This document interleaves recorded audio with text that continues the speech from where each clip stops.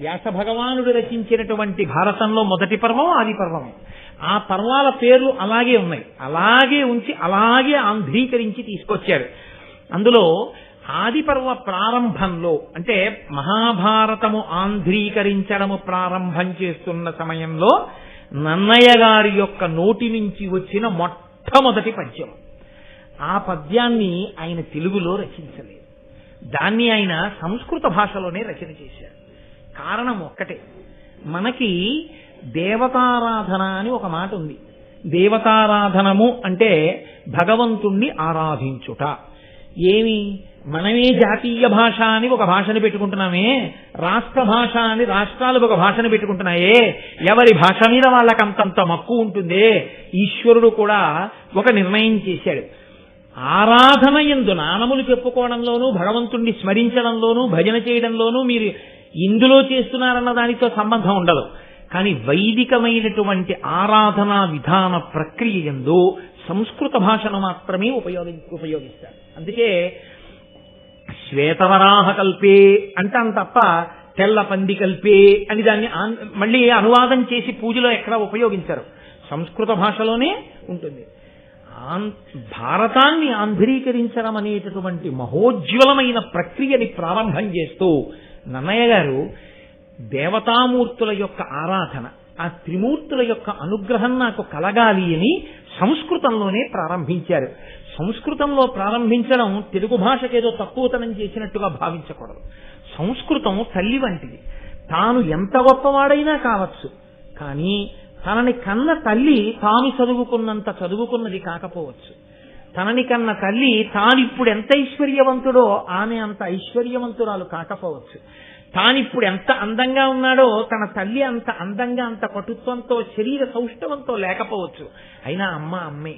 అమ్మ కనపడితే నమస్కరించడమే అసలు అవతల వారి వ్యక్తిత్వానికి నిదర్శనం.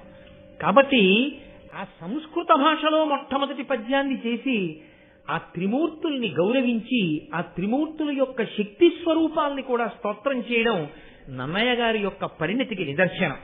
కాబట్టి ఆయన మొట్టమొదటి పద్యాన్ని ప్రారంభం చేస్తూ శ్రీవాణీ గిరిజాశ్చిరాజ దదతో వక్షో ముఖాంగేషు ఏ లోకానాం స్థితిమావహం త్వవిహతాం స్త్రీపుంసయోగోద్భవాం తే వేదత్రయమూర్తయస్త్రిపురుషా సంపూజితావస్సురైః భూయాసు పురుషోత్తమాంబుజభవ శ్రీకంధరా శ్రేయసే అంటూ మొదలుపెట్టారు.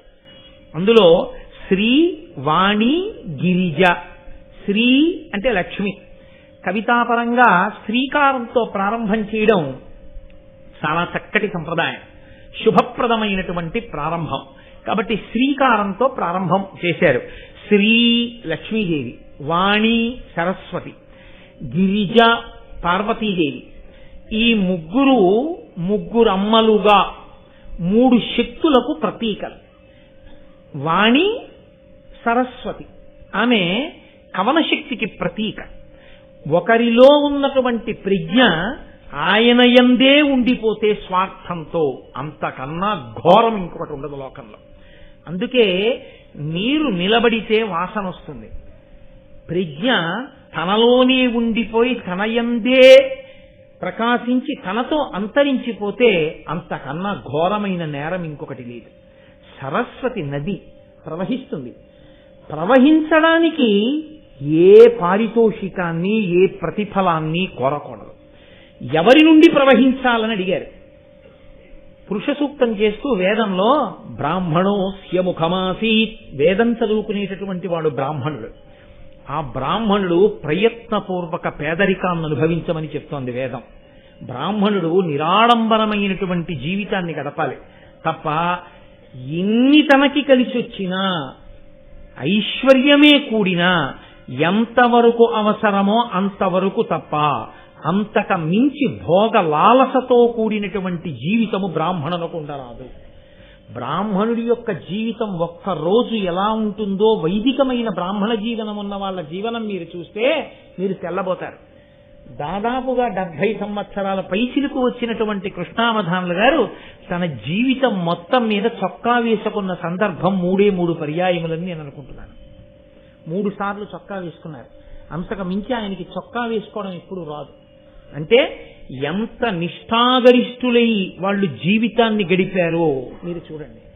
అంత నిష్ఠతో జీవితాన్ని గడిపి తాము సముపార్జన చేసినటువంటి జ్ఞానాన్ని ఏ ప్రయోజనమును అపేక్షించకుండా లోకమునకు అందించడమే తమ కర్తవ్యము అని భావించి దాని వలన వారి శ్వాస ఖేదపడినా, వారి యొక్క హృదయము తల్లడిల్లినా, ఒళ్ళు డస్సిపోయినా, ఆయుర్దాయము తగ్గిపోయినా, అదే పనిగా మాట్లాడడం వల్ల ఊపిరులు ఖర్చు అయిపోతే ఆయుర్దాయం క్షీణించిపోతుంది. ఆయుర్దాయమే క్షీణించిపోతోందని తెలిసినా దేని కొరకు మాట్లాడాలి అని అడిగారు. నీలో ఉండిపోయి విద్య నశించి నువ్వు మరణించే కన్నా నీ ఆయుర్దాయము తగ్గిపోయినా నువ్వు 10 మందికి బోధ చేసి జీవితాన్ని విడిచిపెట్టి దానివల్ల నువ్వు ధన్యుడవైపోతావు. కాబట్టి త్యాగముతో జీవించు, స్వార్థముతో బ్రతకవద్దు.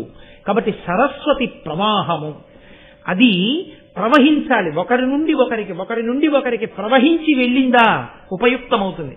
ప్రవహించలేదా ఎవ్వరికీ పనికిరాలేదు. గోదావరి ప్రవహించిందా కొన్ని వేల ఎకరాలు సాగుతాయి, కొన్ని లక్షల మందికి దాహం తీరుతుంది. గోదావరి ఒక్కచోట ఉండిపోయిందా కొన్ని లక్షల మందికి అన్నం దొరకదు, కొన్ని కోట్ల మందికి నీళ్లు దొరకవు. ప్రవహించాలి జ్ఞానం, ప్రవహించాలి తనలో ఉన్నటువంటి ప్రజ్ఞ. కాబట్టి దానికి సరస్వతి అని పేరు.